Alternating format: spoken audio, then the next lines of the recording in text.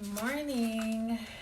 I'm hopping on here real quick before I go on Zoom. I know I'm on my little self-care sabbatical, but I can't avoid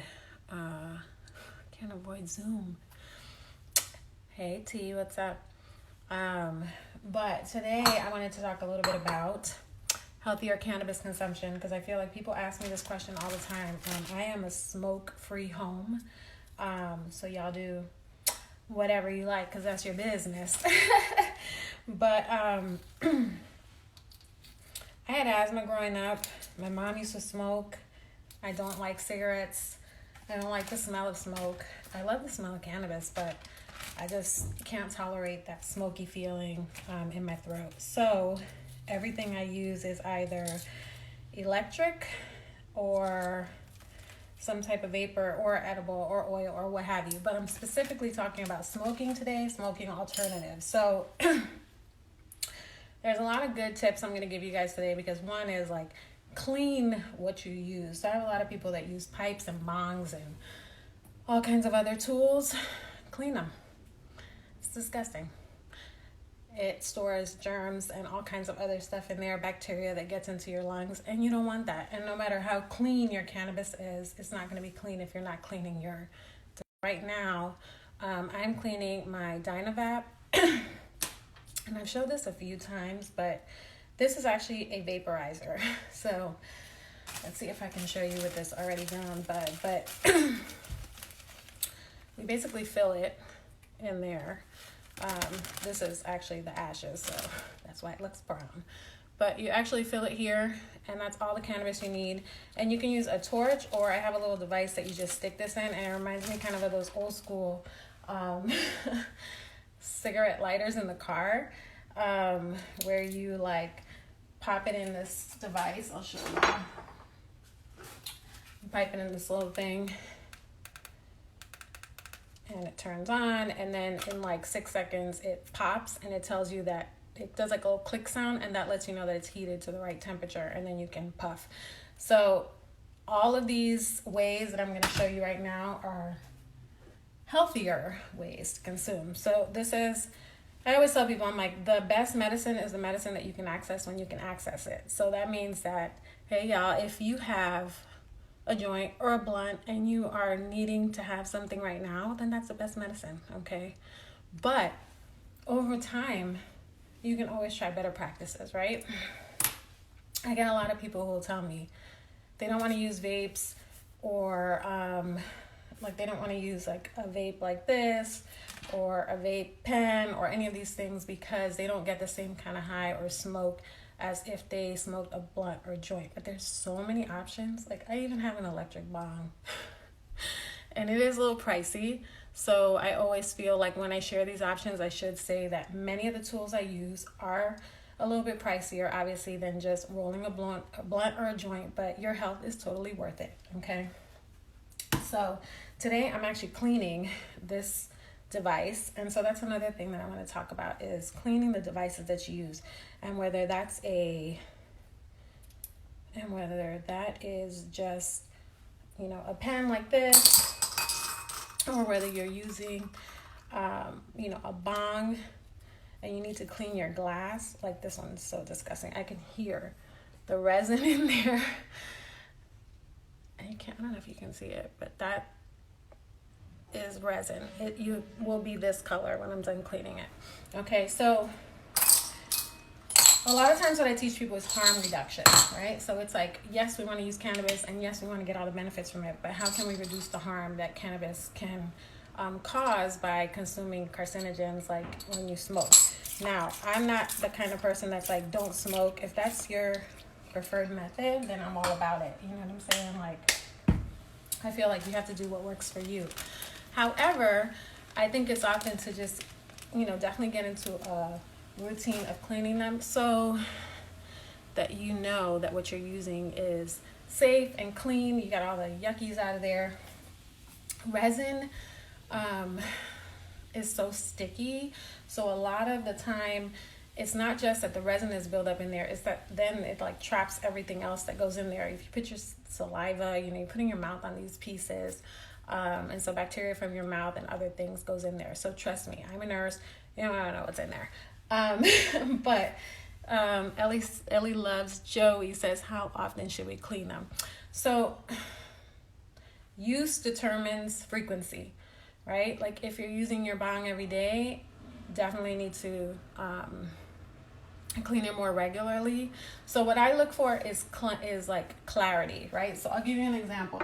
This is a mouthpiece that I use. I know it looks a little bit crazy, but this particular mouthpiece I like I have an electric bong. It's called the Exhale Vape, which I really love.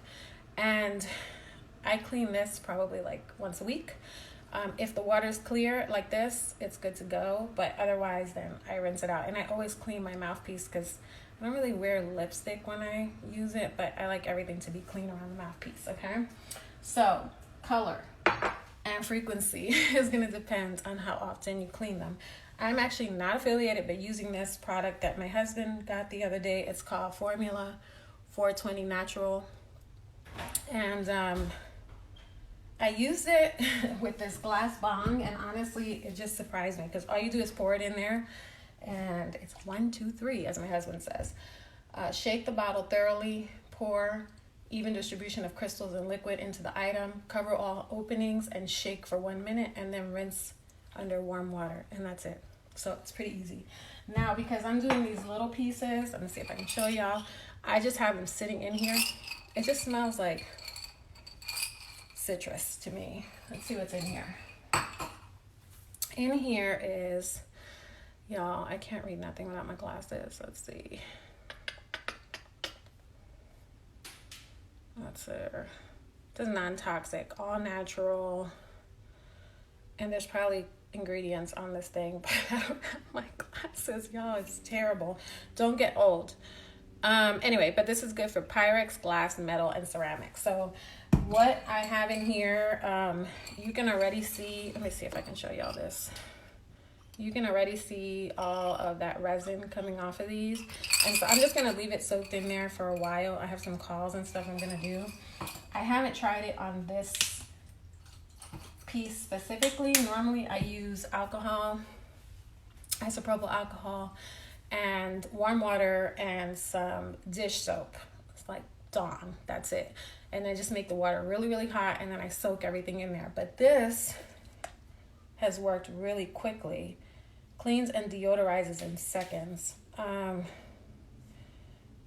me see. I'm trying to see. It doesn't even say what the heck this is in here. I'm like, now I can kind of see what the ingredients are, but I do not see what else in here. Babe, do you know what this is made of? Made with all natural ingredients that perhaps are on here. Here, use your eyeballs. He's my glasses. But yeah, the important thing is like making sure that you're cleaning things on a regular basis. I think that's so important. So a lot of the harm reduction things I recommend, if you use blunts, bongs, anything you're lighting, right? If you're using a lighter to heat anything and it's creating combustion, that has carcinogens in it. And when you inhale that, it's not necessarily safe. However, given all the other things that are out on the market, we know that cannabis is inherently safer. However, we just want to minimize some of that, right? So other things are like changing your clothes after you smoke, which I know sounds crazy, but when you consume and you are using a lighter, when you're lighting things, when you're combusting, that smoke stays on you, those carcinogens stays on you. If you have kids, if you have people that are hugging up on you, all that kind of stuff, or just you, like you're still breathing that stuff in. It's just like when you think of smokers, a lot of times people don't look at cannabis and smoking the same, but both of them have carcinogens in them if you're lighting them, okay? So my preferred methods are definitely using no flame, right? We are no flame household. Also, I love it because it doesn't have that strong smell. Like my house doesn't have that like crazy, I just smoke weed up in here smell. So I do use this Da Vinci vaporizer, and basically you just fill the bottom. This one is dirty, so next on the list to clean. But I haven't used this one in quite a while. And then my husband uses this one, which is a little bit bigger, heats better, battery life is longer. If I were to get another one of these, I would get the bigger one, the IQ2. And then, as I mentioned before, even with bongs, like they have so many options now. So I didn't invest. My husband bought it for me. He bought me the Vape Exhale. So the Vape Exhale, I'm not affiliated or anything with them, but I bought it because another nurse recommended it. And I really, really love this device. So it has a little chamber in here where you put the cannabis and then you just turn the dial and heat it. So this is definitely for like when you're at home, right? You're not going to be walking around anywhere with this. It lasts a while. So I can put the cannabis in here and then do a few sessions with it because it's just me. Or I can, partake with my husband and share. And so it does last a bit. So this is what this little thing goes on.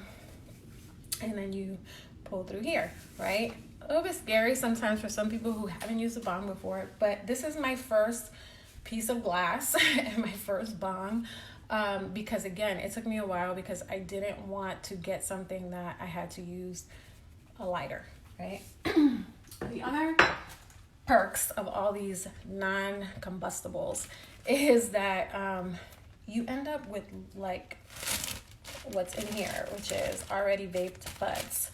So this is what's left over when you consume cannabis in here. This is like the end product.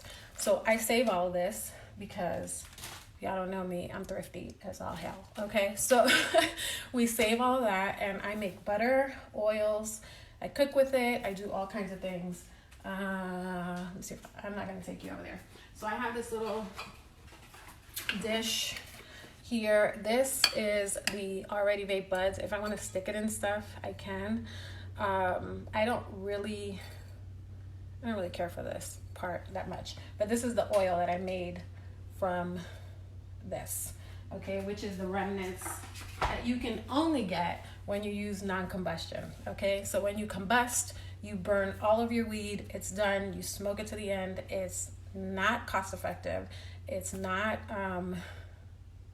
as healthy, and then again, you don't get the bonus side of already vaped buds that you can use for other things. And the question I get asked all the time is this very strong, or is it still strong? Yes, it is, because it still has a lot of medicinal value. So many times I'll make butter with those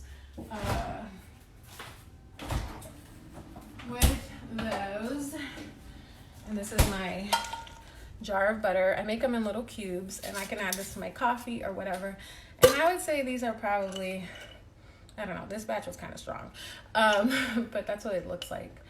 And these I can put in my coffee, I can put on toast, I can put on my pancake, whatever. And it's probably, what did you say, babe? 10, 15 milligrams on these? Mm-hmm. Yeah. So those are about 10 or 15 milligrams. So when you make stuff at home, it's really hard to always have precise, exact dosages, okay? Because you lose a little bit in the extraction and all that stuff. But what I like to do is just consume one and kind of determine if that's okay. And I usually start with half and then build up just in case it's too strong. So what else?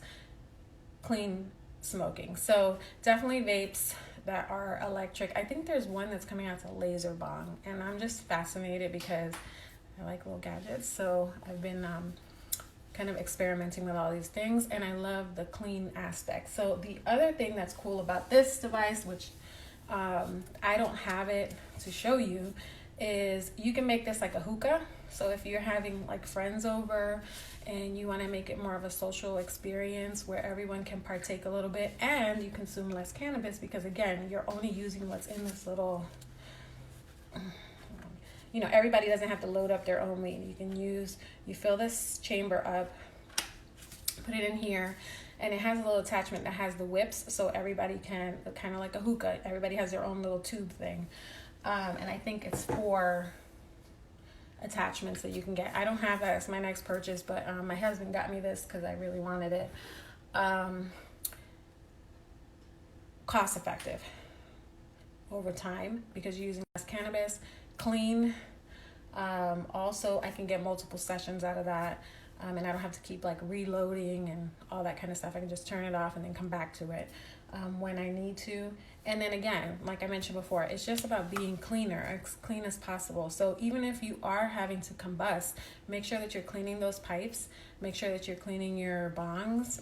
If you're using cannabis, just like joints and blunts, I highly recommend, like, washing around your face, washing your hands, like removing that smoke, those carcinogens from your clothes and your body, especially if you have kids at home, because they are the ones who, will get all that and absorb it. So, you want to make sure that you're being as healthy as possible, because that's what it's about. Now, people ask me all the time, do I smoke joints or blunts?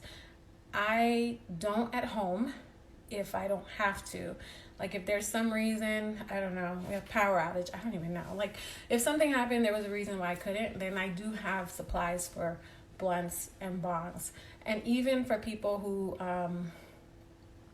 come to me and use all these other items, I always recommend them having at least some rolling paper available, so that if you're suicidal, if you're feeling like you're about to have a panic attack, if you just are overwhelmed with whatever your condition or symptom is right now, the fastest way to get that relief is by inhalation. So if you don't have a battery or this is charged or any of those things, I would hate for one of my patients not to be able to access the medicine they need because they were trying to be as clean as possible. In that scenario, you roll that joint and you smoke it, okay? I have my good friend and mentor, cannabis nurse Heather. She always says, that she recommends to have a suicide kit. So the suicide kit is 2 joints and some, mementos, or like pictures of family, things that mean something to you, and making sure that you consume one of those joints before you decide to jump off the ledge. So these are just ways that you can be prepared. So, one of the things that I find really hard for with cannabis is like, when you're insulin dependent, when you're, diabetic and you need insulin, it's difficult to carry your insulin anywhere. Some of it has to be some of it has to be refrigerated, some of it, there's all these different things, but they've come up with all these solutions for people who are needing to have their insulin with them all the time. But people who use cannabis, if this is their medicine, they also have things that they need to have with them, right? I actually carry a little bag with me. It doesn't have much of anything in there, but I do have the supplies I need in case, I get into like a painful situation because my neck can lock up or I can get like terrible migraines, so that I can have that if I need to. But my go-to is to make sure that all these things are charged at night. Thankfully, my husband is always charging things over here. We have a little charging station, and that we can, access our medicine when we need it and have it available to take with us, if we need to go somewhere, or on the go.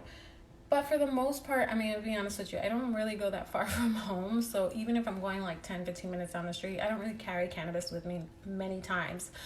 It would have to be like if I'm going on a hike or I know I'm going to be gone for a while and I may need something.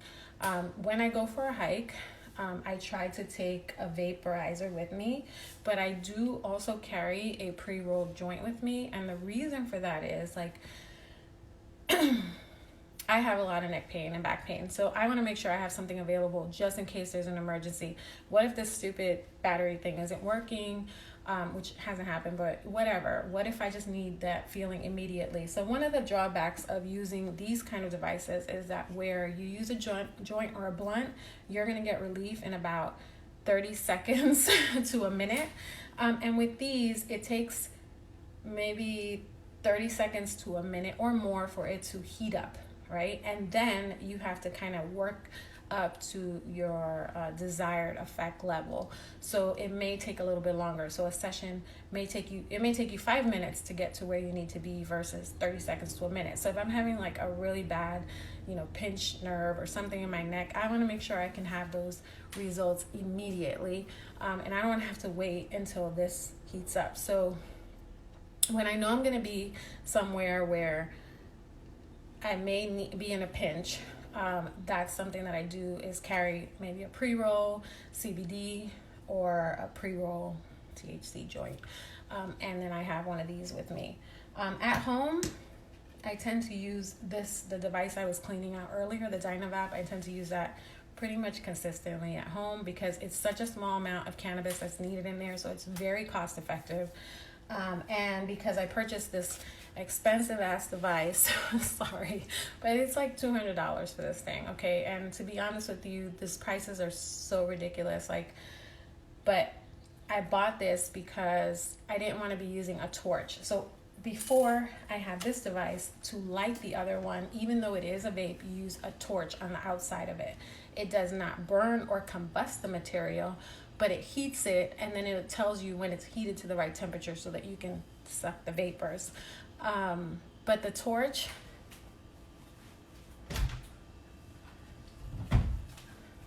it's stressful, y'all.